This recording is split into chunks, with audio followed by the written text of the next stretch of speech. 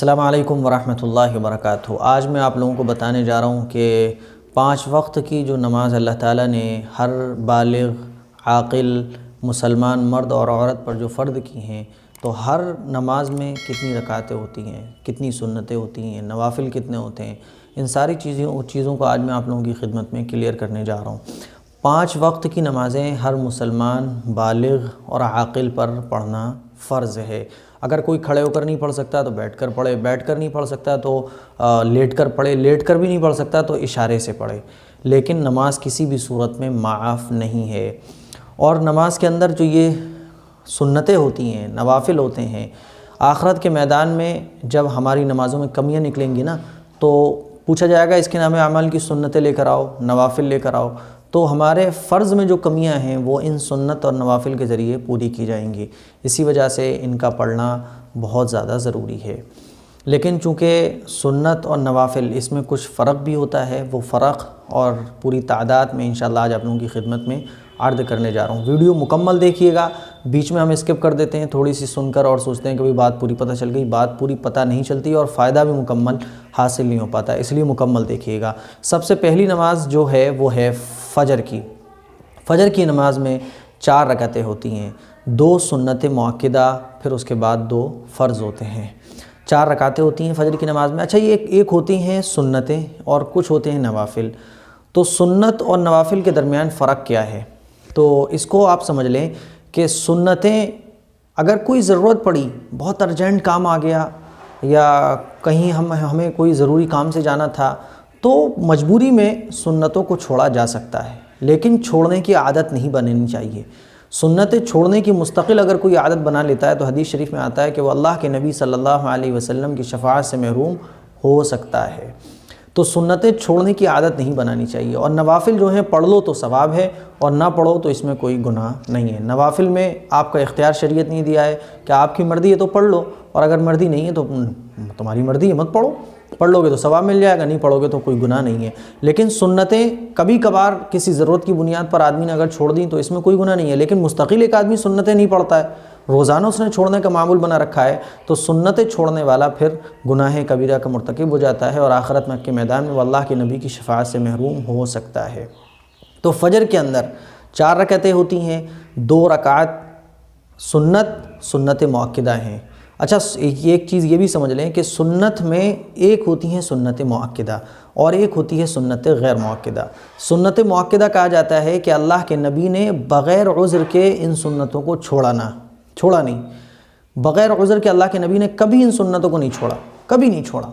اور سنت غیر مؤکدہ وہ کہلاتی ہیں کہ جس کو اللہ کے نبی نے پڑھا بھی اور کبھی چھوڑ بھی دیا، کبھی پڑھا تو کبھی چھوڑ دیا، یہ سنت غیر مؤکدہ کہلاتی ہیں۔ اور سنت مؤکدہ جس کو اللہ کے نبی نے ہمیشہ پابندی کے ساتھ پڑھا۔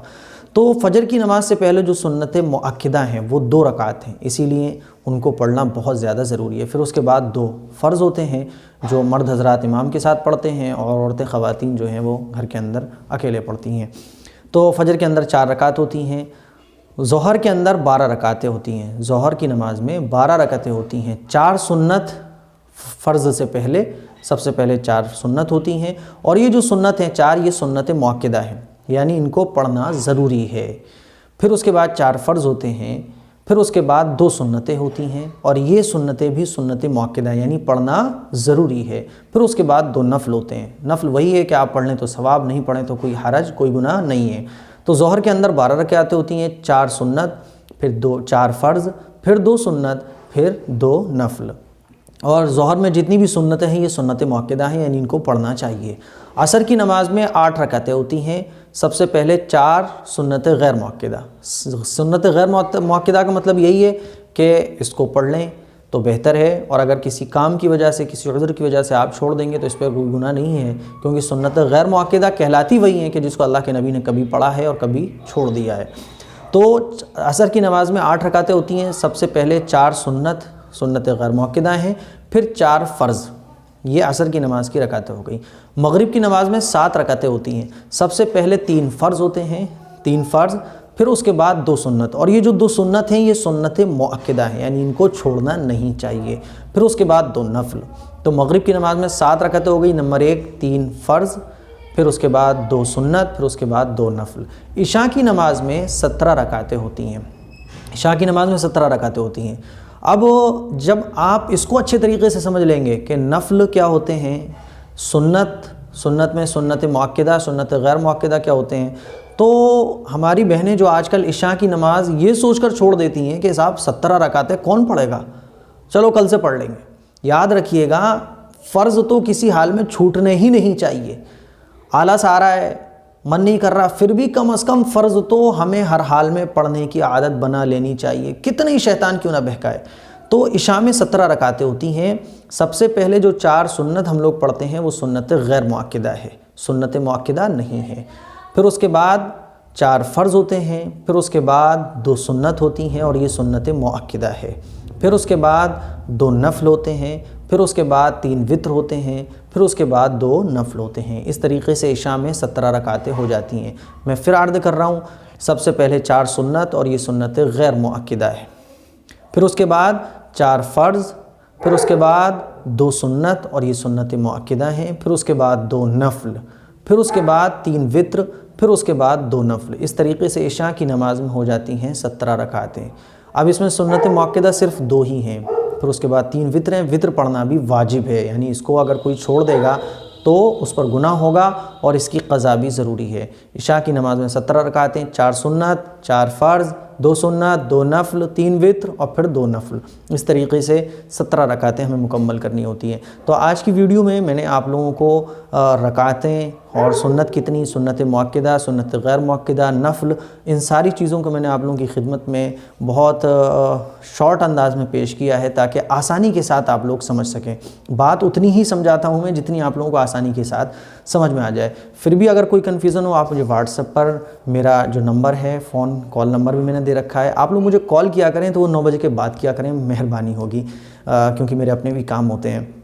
تو اس کو آپ سمجھ لیں، اور پھر بھی اگر کوئی کنفیوژن ہو آپ مجھے کال کر کے SMS کر کے پوچھ سکتے ہیں۔ انشاءاللہ نماز کا طریقہ دھیرے دھیرے ہمارا آگے بڑھ رہا ہے۔ مجھے اپنی دعاؤں میں یاد رکھیے گا اور یہ ویڈیو شیئر کیجئے گا، بھائیوں اور بہنوں تک پہنچائیے گا، تاکہ ہمارا ہر مسلمان سنت مؤکدہ، غیر مؤکدہ، نفل، کتنی رکعتیں، کتنی ایسی ہیں جو پڑھنا ضروری ہیں، کتنی ایسی ہیں جس کو پڑھ لو تو ثواب، نہ پڑھو تو کوئی گناہ نہیں، یہ ہر مسلمان کو پتہ ہونا چاہیے۔